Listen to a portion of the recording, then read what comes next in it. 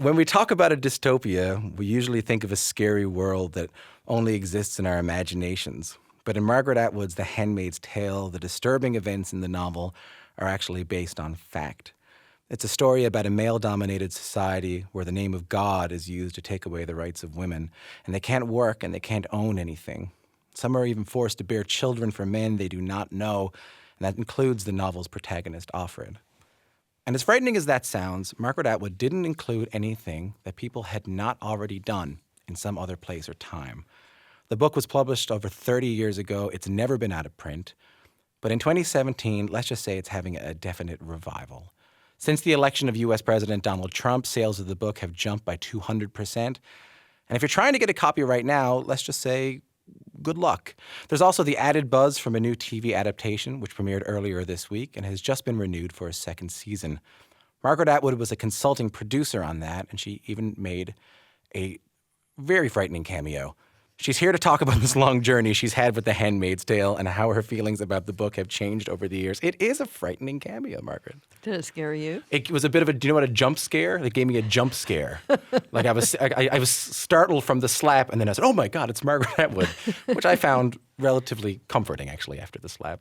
There you are. They added a sound effect. You must realize that. Oh, the Foley artist. Oh, the slap effect was not that loud in real life. You didn't hit that hard? I didn't. No. No, in fact, they kept saying, let's do it again, only hit her harder.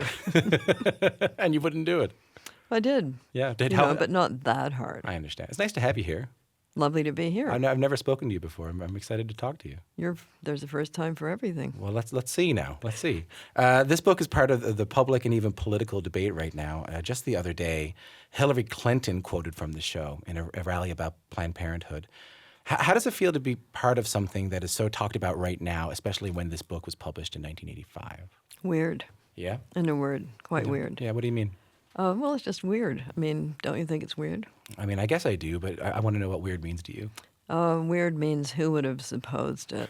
Yeah. And weird also means there are people dressing up as the handmaids and appearing in legislatures and on the street with signs and for various, I mean, you can't tell from looking at them whether they're Hulu hires who are doing, guerrilla marketing, or whether they're other people.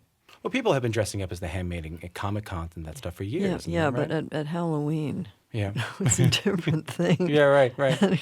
But can't weird also mean heartening? Can it? Oh, yeah. Weird is a very open term. Yeah. So yes, it's surprising, and who would have suspected it? And the cast of The Handmaid's Tale, because we were shooting here in Toronto. We began in September and finished in February. So on November the 9th, they woke up and thought, we're in a different movie from the one that we thought we were in. Yeah, we're having that a lot. We've had a lot of guests who started making things before the election and turned out to be pretty prescient. We spoke to Joseph Fiennes the other day, just Monday, about the show, The Handmaid's Tale. And he talked about how there's a sense of responsibility he feels in being part of a work that's so prescient. Do you feel that too? I think the entire cast feels it. How do you feel it as the creator of the work? Well, I suppose my sense of responsibility dates back to 1984. I'm not going to rewrite the book at this moment in time, although we've just announced a second season. Yeah. And since season 1 ends pretty much where the book does, we're going into uncharted territory with season 2. So we'll see how all of that plays out. I wanted to get into that because I've also read that you have no idea what happens to Offred at the end of the book. I did not have an idea. I mean, we know that she gets to the tapes that she made make it as far as Maine on their way to escaping to Canada. But we don't know whether she actually escaped or not. So how do you feel about the fact that there may be a period at the end of that sentence? Which sentence is that? The sentence of Offred. I think the beautiful thing about The Handmaid's Tale, as unbeautiful as so much of it is that it doesn't end. You don't have that sense of closure. I mean, yeah, because you, the reader, has to decide. You have to decide. So what about now? Now that it's going to be made into there might be a second season of it. We will find out. How does that make you feel that there could be another chapter to this story? Well, there are some books that just escape from the box, and they go running around on their own. and people add.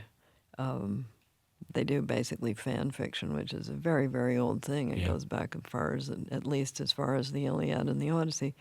So the story escapes from its original container, and expands. And this apparently is now one of those books. Do you feel like it's out of your control? Oh, completely. Do you feel like when you do you feel like when you put something out No, there? those handmaids are running around all over the place. You can't, they're uncontrollable. Do you feel like you've like is that a strange feeling? Is that a loss of control you feel when you put something out there? Okay, like that? so every time you publish a book, once it's published, it's no longer in your hands anyway. It's in the reader's hands. Right. And every reader is going to have a different interpretation because every reader is different. So that happens anyway. But it's when people start adding to it and, using it in ways you may not have anticipated and in circumstances that you didn't predict, that is something that happens as well. So it's a compliment. It would be very convenient if I were dead. Right. Because then I wouldn't be sort of looming around. They wouldn't be able to sort run it of past you. Hanging around in the hallway, smoking and scratching at the window. Yeah. Hey, wait a minute. So it is very convenient when the author is dead. But just think of me as being dead, and then everything will be okay. I'll make sure to pass that on to the cast when I'm speaking to them for sure. Listen, I spoke to Margaret Atwood. She said she doesn't mind. Just make sure you think she's dead. Like, okay, we got it. They're having a bit of trouble with that at the moment. I want to go back to West Berlin in 1984. Can you tell me where you were in your life when you started writing this work? Okay, so 1984, I would have been 44. Mm-hmm. And I'd already published a number of novels. I had never published a speculative fiction. I've never done anything in that area, but I'd always wanted to. You were a fan of Orwell. You were a fan of 1984. Very early on, yeah. So if you do the counting, you'll see that I was quite young when that book was published, and I still have the cheesy paperback of it. Really? At the house? Oh, yeah. Where do you keep it? In my study. All right. Of course. I imagine in some kind of like butler glass case with a light shining down. No, it's not. It's just on the shelf. It's on the shelf. Yeah, this is from the era when paperbacks were new, right. And they were there was such a demand for them that publishers were putting everything into paperback. So you could buy, world classics that looked like true romance books with sort of, negligees and sort of blondes on them. Yeah, Anna Karenina with Fabio on the cover. Exactly. Yeah, exactly. So that kind of thing. So back to 84. So you decided to write a piece of speculative fiction. I decided to take on the complex of speculative fiction, 17th century Puritanism, and what the right in the United States was saying right then and there that they would like to do if they got the chance. And I want to point out that there's nothing in this book, and you've said this a number of times, there's nothing in this story that hasn't happened somewhere in the world. Yeah, there's a precedent for everything. Was that a deliberate choice for you? Absolutely. Tell me what was behind that choice. What was the rationale? I didn't want people saying, what a twisted, bizarre, sadistic imagination you have making all this stuff up. Mm-hmm. So I wanted to be able to say, none of it's made up. People have done these things, and what people have done once, they're quite capable of doing again. So none of it is not on the human smorgasbord of possible things to do. I think there's something really interesting about reading The Handmaid's Tale in 2016, which is when I read it, especially in this era, because I can just Wikipedia everything in the book and find out when these things actually happened. But I'm guessing when The Handmaid's Tale first came out, you must have been doing some convincing to people that, no, everything in this book did happen. None of this is made up.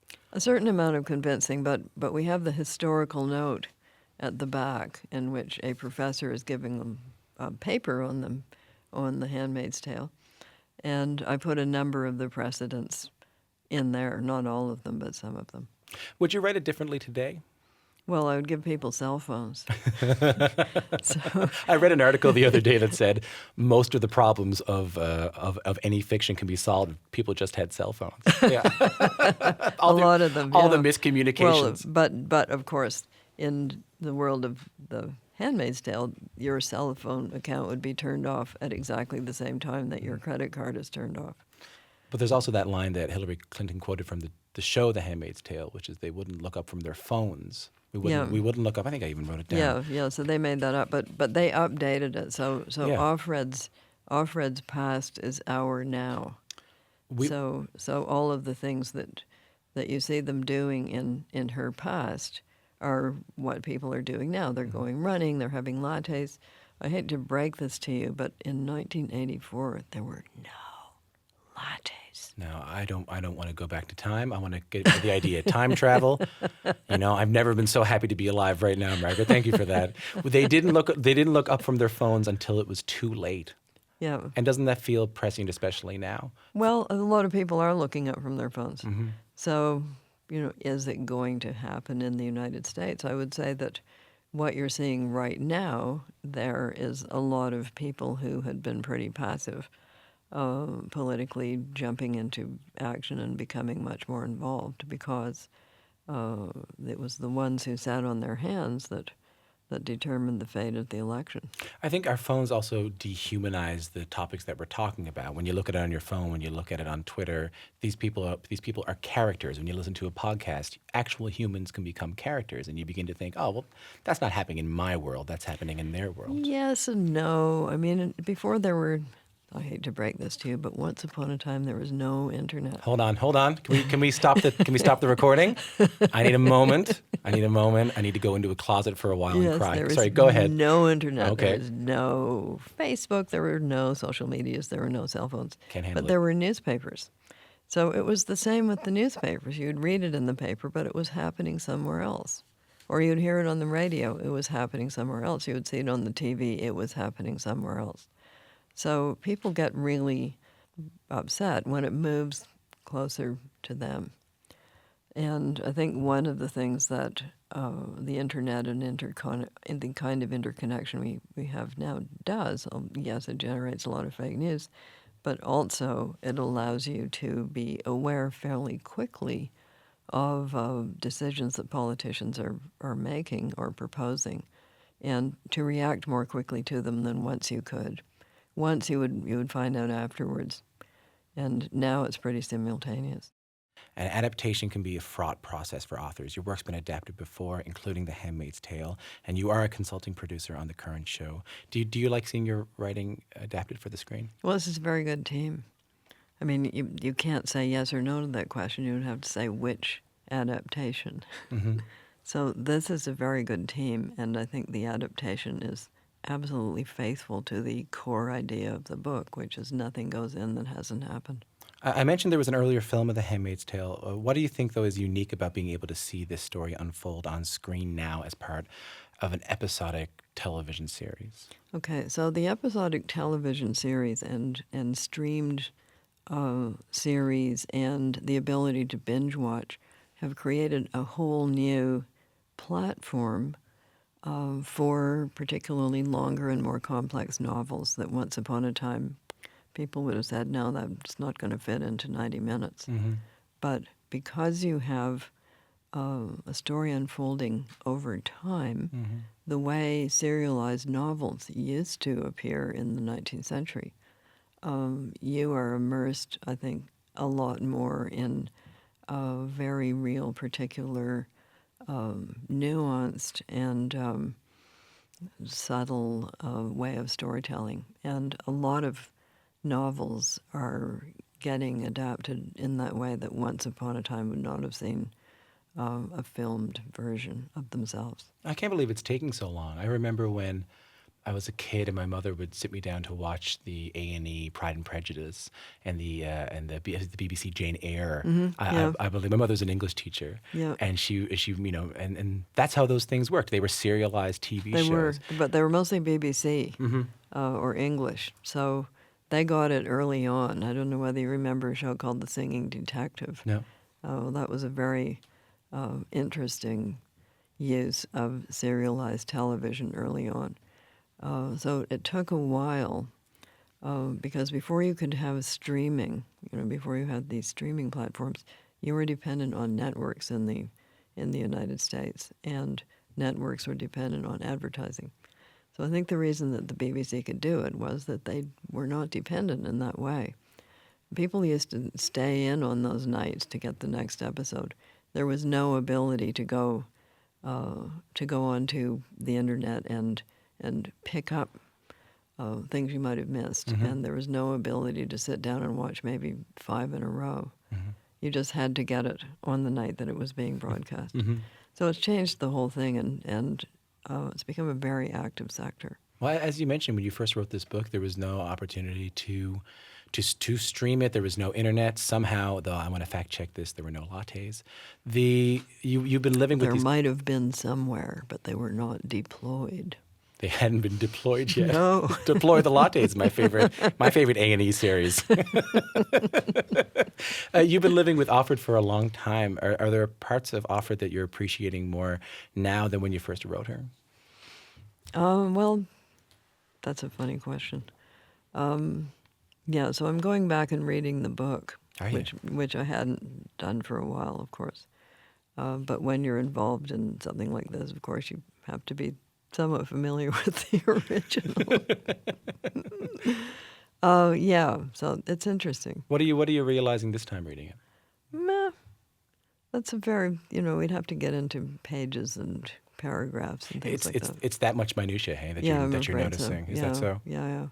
Because it must be strange for you to revisit this thing. I mean, I know even just listening back to records I made, I notice things and I go, oh, I wish I had done that differently. Are there things you wish you had done differently in rereading it? Probably. I mean, you always catch typos that you've, Oh, among other things, you find those. but what about the process of adapting this character for the Hulu series? Has watching Offred on screen made you appreciate her differently? Well, Elizabeth Moss is an awfully good actress, and she put herself in as a producer as well. So she has been instrumental in making decisions about a lot of the choices, including things like design and colors, and they were all involved in it. So it is a very dedicated team, and the main writer and runner of the writer's room and showrunner is this guy called Bruce Miller, and he's very, very thoroughly immersed in it. He introduces himself by saying, yeah, I know I've got one penis too many, but I hired a lot of women. Oh, good. One penis too many. That's what Another he one of my says. favorite memoirs, by the way. Did you and Elizabeth Moss get to speak? Oh, yes, What did you talk about? stuff. Oh, did you? Oh, good. Well, thanks a lot for coming in, and we'll see you next week. Well, we ran into each other when we were checking into the hotel in, what city was that? Washington. Because we've just been doing weeks of pre-launch promo in Washington and Los Angeles, and all of them were in New York. And we just looked at each other because we'd been reading the reviews, and we said, we could go home now. we don't have to do we don't anything. actually have to do any of this. We don't even have to show the series. We can just go home. Because the response has been sort of surrealistically positive.